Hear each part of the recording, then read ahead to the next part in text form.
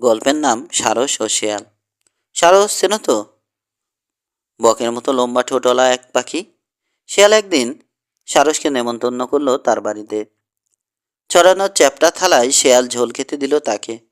শেয়াল চ্যাপ্টা থালা থেকে দিব্যি চেটেপুটে ঝোল খেতে লাগলো। সারসের লম্বা ঠোঁট, ঠোঁট দিয়ে কিছুতেই সে ঝোল খেতে পারল না। পেটে খিদে নিয়েই বাড়ি ফিরতে হলো তাকে।